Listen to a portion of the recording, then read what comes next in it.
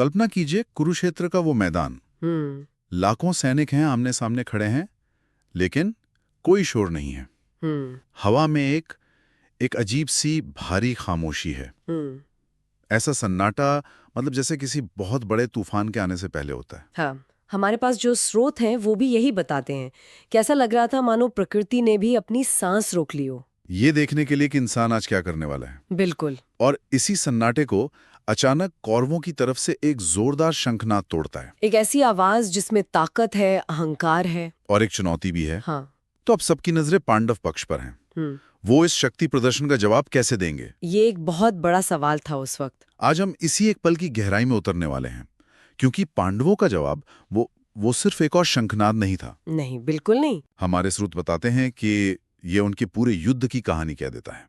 मतलब ये सिर्फ युद्ध का बिगुल नहीं, बल्कि उनके मकसद, उनकी एकता और उनके इरादों के एक बहुत बड़ा ऐलान था। सही कहा। तो चलिए इस एक पल को परत दर परत खोलकर समझते हैं। अच्छा, तो इस ऐलान से ठीक पहले मैदान में माहौल कैसा था? क्या सब जोश में चिल्ला रहे थे या कुछ और ही चल रहा था? नहीं, जोश से ज्यादा वहां एक गंभीरता थी। स्रोतों में एक बड़ी कमाल की बात लिखी है।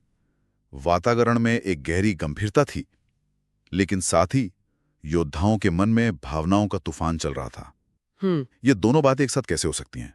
मतलब बाहर से शांति और अंदर से इतनी उथल-पुथल। ये विरोधाभासी उस पल की सच्चाई है। देखिए, बाहर की जो गंभीरता है वो इसलिए है क्योंकि मैदान में खड़ा हर योद्धा ये जानता था कि यह कोई मामूली लड़ाई नहीं है। अच्छा। ये कोई जमीन का छोटा मोटा झगड़ा नहीं था, बल्कि एक ऐसा युद्ध था जो भारत का इतिहास हमेशा के लिए बदलने वाला था। दांव पे बहुत कुछ लगा था। बहुत कुछ, पीढ़ियों का भविष्य लगा था। इसलिए वो एक भारीपन, एक जिम्मेदारी का एहसास था सबके मन में। और अंदर का तूफान, वो क्यों?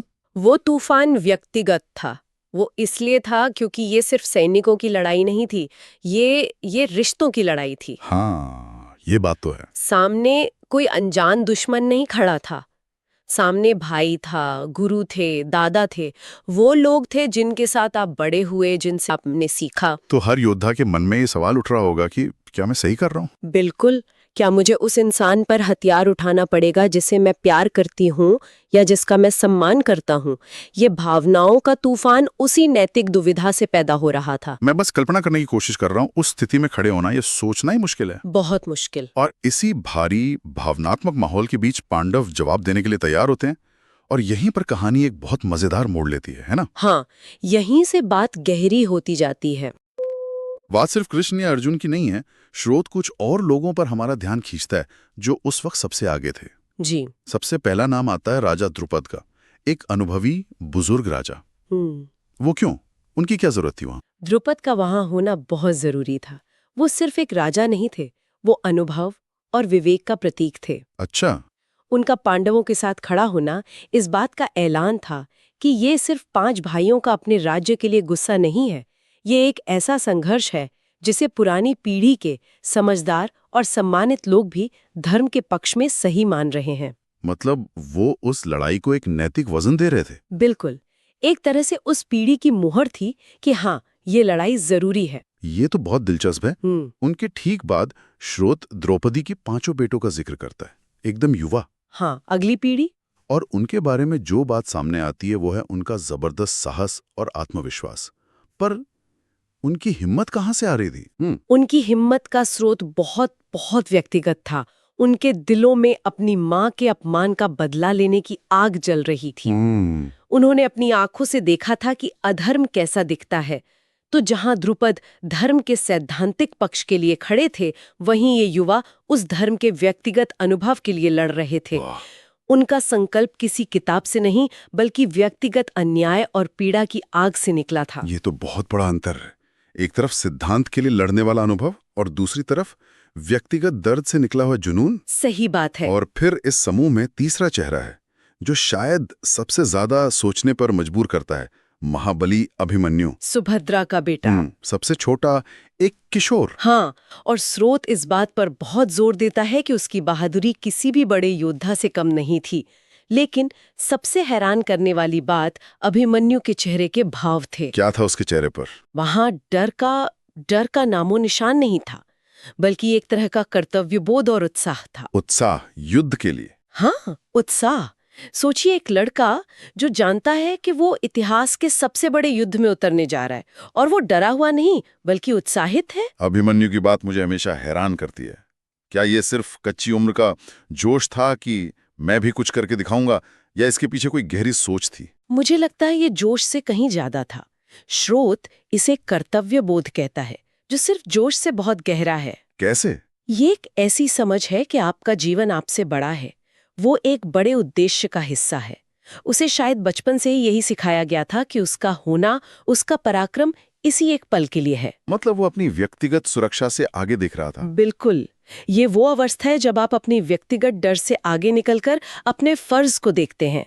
उसे अपने जीवन से ज्यादा अपने कुल के धर्म की परवाह थी। ये सोचना ही असाधारण है।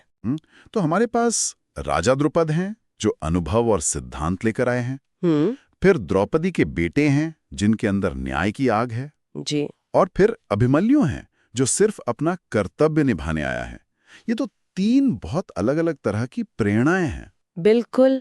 और शायद यही पांडव पक्ष की सबसे बड़ी ताकत थी जो उसे एक पल में दिखाई दी। कि वो सब अलग थे। हाँ, कि ये कोई एक जैसी सोच वाली सेना नहीं थी। ये एक तरह से 3 पीढ़ियों का संगम था।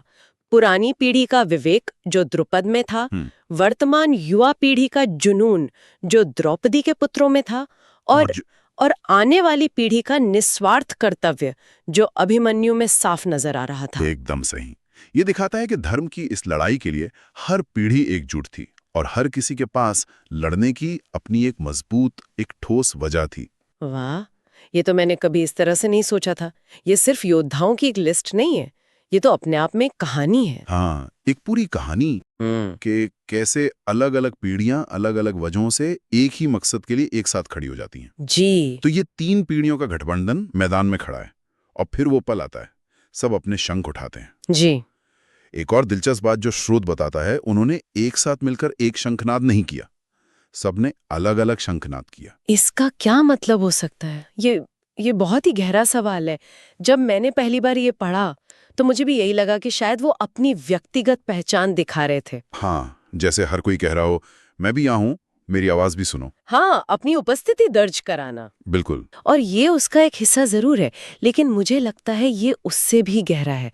ये सिर्फ मैं यहाँ हूँ की घोषणा नहीं थी, बल्कि मैं क्यों यहाँ हूँ की घोषणा थी। अच्छा। हर शंख की अलग ध्वनि उनके लड़ने के अलग कारण का प्रतीक थी।